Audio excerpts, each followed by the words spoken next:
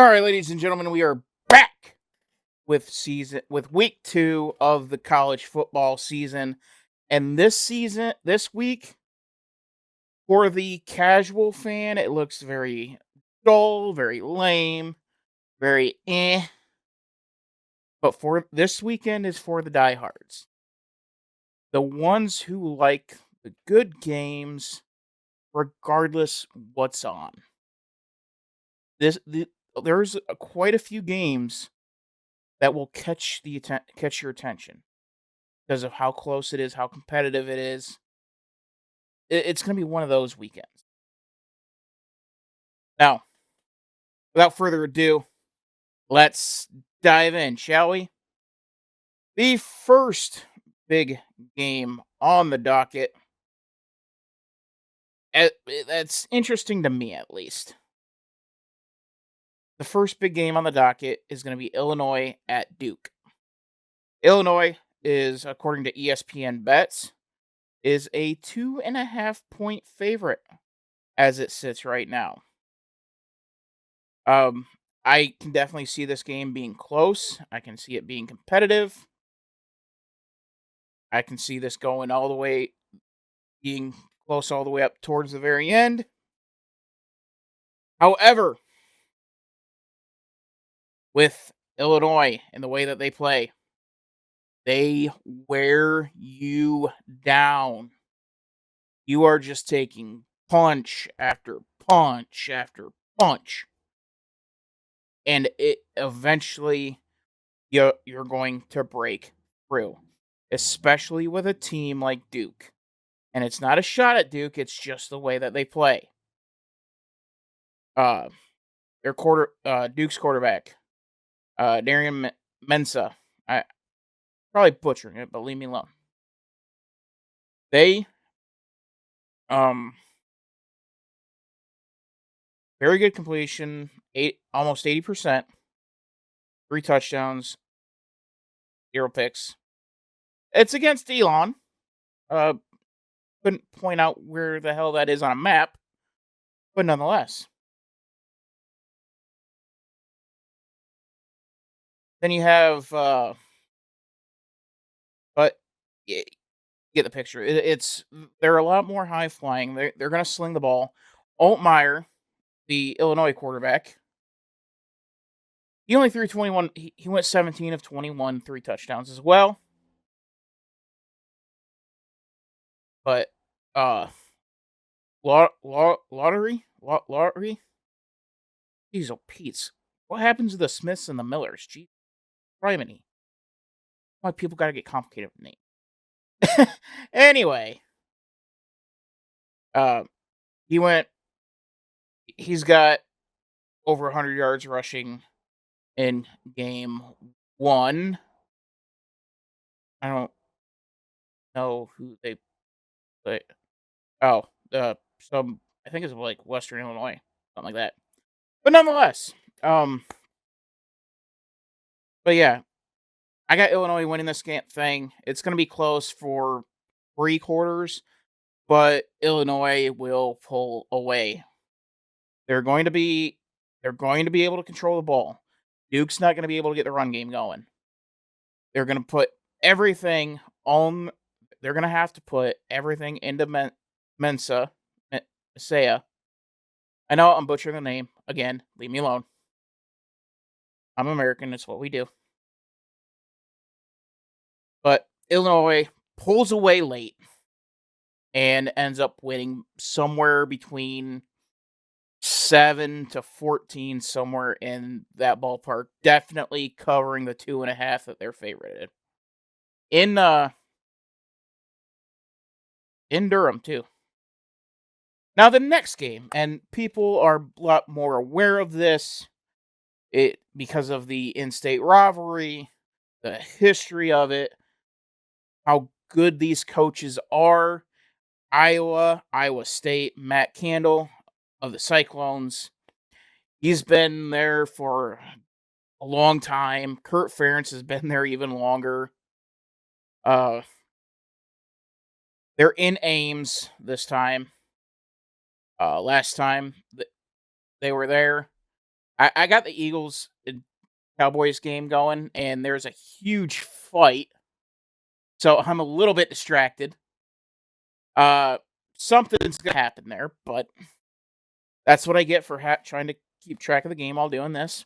But nonetheless, uh, so last time they were in Ames, Cade McNamara put on the Superman cape one last time and saved the day for the Hawkeyes. And then I believe in last year's game, Iowa State just laid it on them. And Iowa at plus 3.5 doesn't make a whole lot of sense to me. I Iowa is kind of, I don't want to say they're like spiraling down, but it's not the Hawkeyes that someone it's not the Hawkeyes of the mid 2000s. The Ricky Stanzies, it's not that Iowa Hawkeyes anymore. It's not that kind of college football anymore. I mean, it's just I got the Cyclones winning it. Um, Beck, really good quarterback, very good quarterback. It's going to be a defensive war, so the spread's going to be it's going to be touch and go as far as the 3.5. But I'm decently confident that the Cyclones will end up winning the game. They will end up covering that 3.5. I'm trying to find the history of that game to see exactly when here we go. Here we go. And we gotta go the other way. Yep, okay. So yeah, oh, Iowa State won by 1 last year. 3 So the last time it was a 10 points or more was 2021, 27-17, Iowa in Ames. Good lord. I'm looking at this history and it, Iowa State has not won in Ames against the Hawkeyes since 2011. Oh my. And that was an overtime, triple overtime in 2011.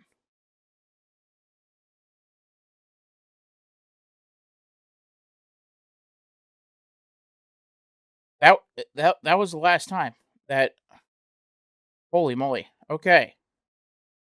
So it does have me scared a little bit because I do watch the trends.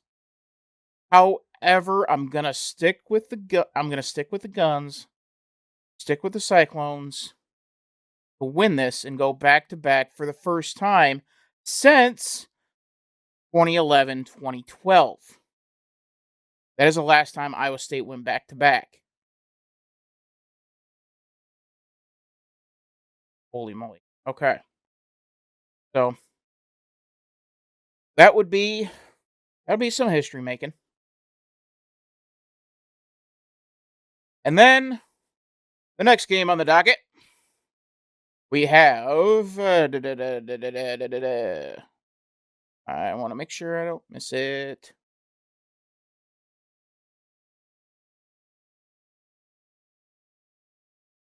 So Ole Miss at Kentucky. Last year, Kentucky pulled off the upset and beat Ole Miss in I believe it was in Oxford too. I could be wrong. Or yeah, Oxford. I don't know. I get my Mississippi towns mixed up. Leave me alone. But Kentucky pulled off the upset. I don't think we're gonna get a repeat of that. Ole Miss minus 8.5. Uh, I I do have question. Holy cow! You know what? No, I don't. I think Ole Miss is gonna beat the crap out of them. Never mind. Never mind. Okay, so we launch on to secretly good game, and this one's gonna be a little bit wild because almost nobody is gonna be watching this game. But it's an interesting in-state rivalry. Cincinnati at home against the Bowling Green Falcons. 22 and a half points given to the Falcons. Eddie George in his second game as the Falcons head coach. The Ohio State legend. Heisman Trophy winner. Uh, Cincinnati did look better than I expected against Nebraska.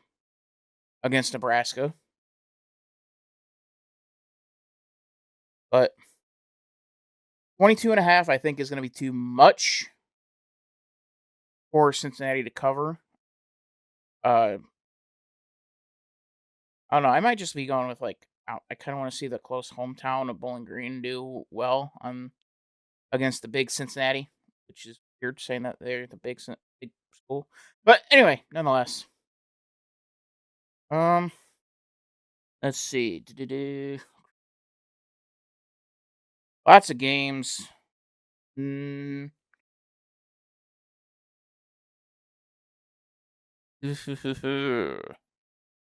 All right, so we're going all the way there then. Okay, and then I'm just gonna go in order. Then we got Michigan at Oklahoma. Oklahoma, they got a couple transfers in. Jaden Ott, he was MIA last week. Only had one carry. I believe there was a bit of injury issues with him, but Venables has said that he will be coming back. Mateer, veteran quarterback, knows what he's doing. At home, the spread has actually gotten larger from when we last looked at it. When I last looked at it, it is now up to 5.5 point favorites in Norman, Oklahoma. And quite frankly, this game's going to be a double-digit game. It's going to have all the hype. It's Mayweather Pacquiao, $1 billion fight, but about a $1 payoff. As far as excitement goes, it's not a shot at Michigan. It's just the reality. Young team, Bryce Underwood going into his first game on the road, his first road game. They're going to have to lean heavily on Justice Hayes and company in that backfield to be able to try to offset and keep Mateer off the field. That is going to be the sole goal for Michigan is keep Mateer off the field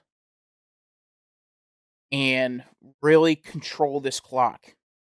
Michigan is capable of doing that. But you're going to need Bryce Underwood to be that 5-star that 5-star generational talent that he has been billed to be.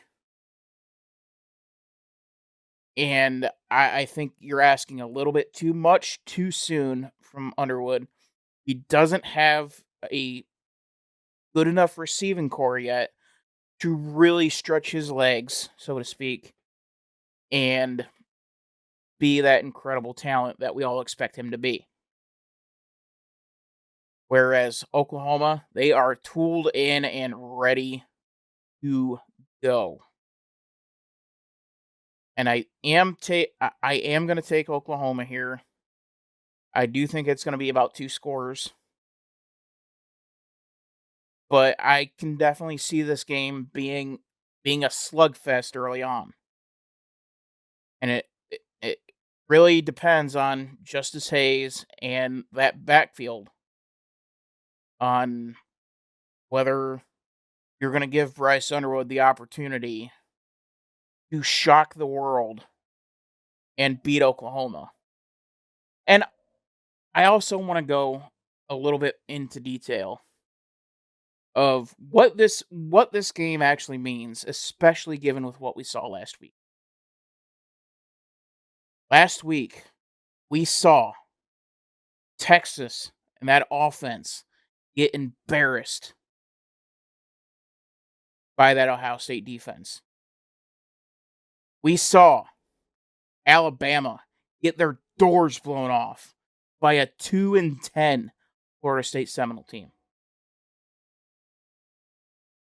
Now, LSU did save the day for the SEC. They did. They saved the day and was able to not have that discussion amongst mainstream media.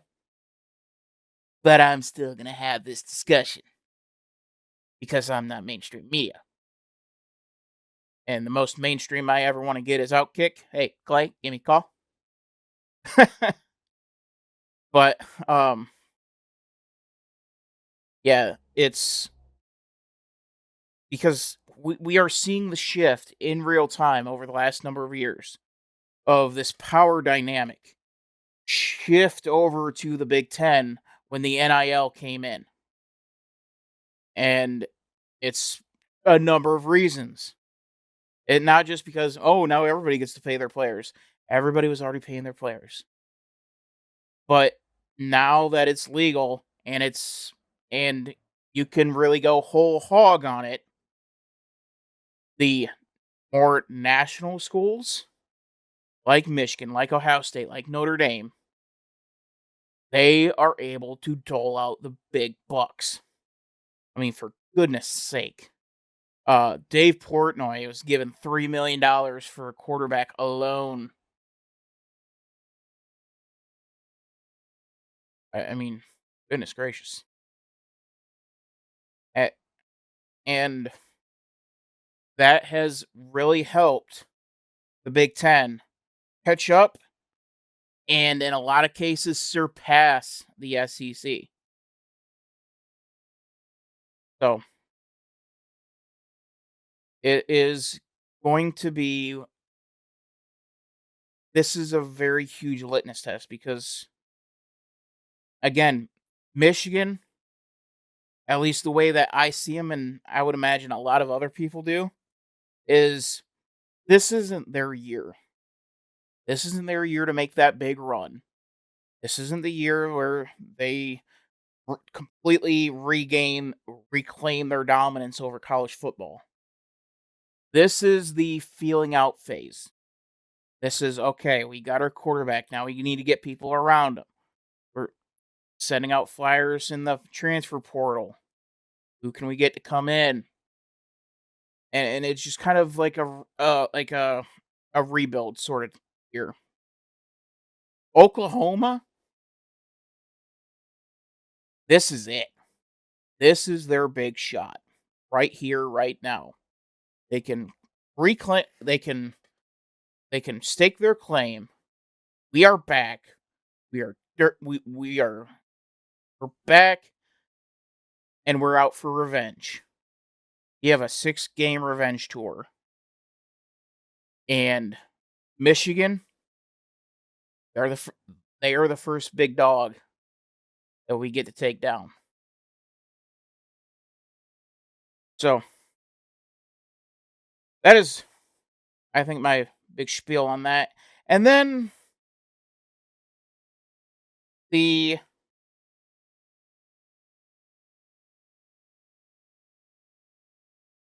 where is it? Where is it? There it is.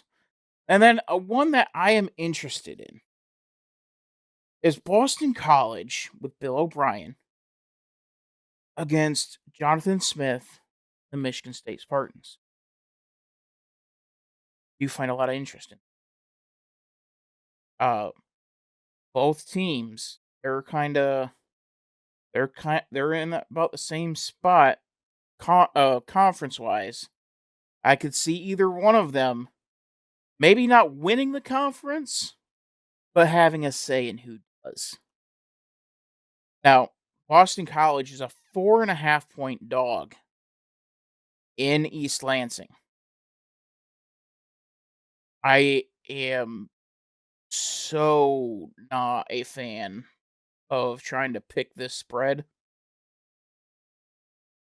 because I legitimately see this as a 3 to 7 point game.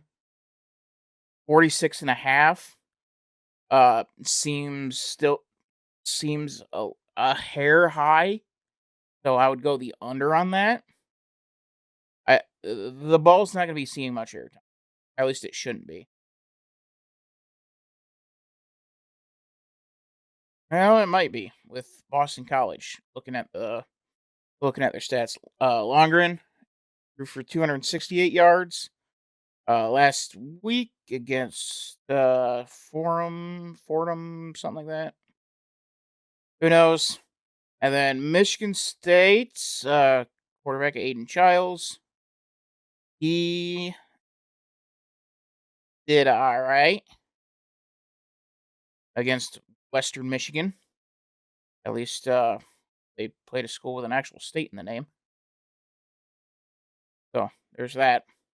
But yeah, out this game I would definitely go the under. I think Michigan State ends up winning this simply because they are at home. These two teams are so close, and it's going to be such a good game, and I'm so excited for it. And then, and then the last game that I want to talk about a little bit, just because of the irony that could happen here.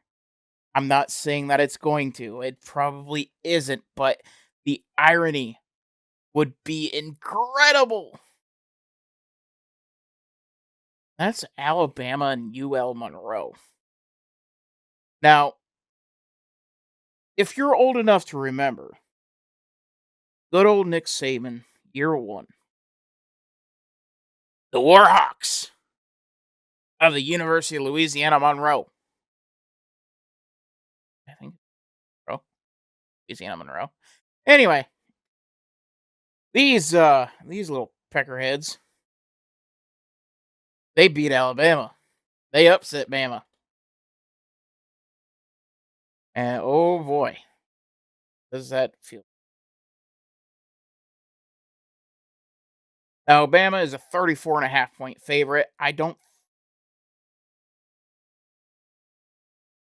here's the thing. If Alabama comes out and even struggles against UL Monroe, oh my. Oh my. The calls for Kalen DeBoer will get insane. Absolutely insane. If this spread is not covered, there's going to be even more issues in Tuscaloosa. This has the making of being the ultra poetic story and really close the book on an Alabama dynasty continuing on post Saban. Because what people are forgetting, and I'm not old enough to remember, but for outside of Bear Bryant and Nick Saban, Alabama was pedestrian.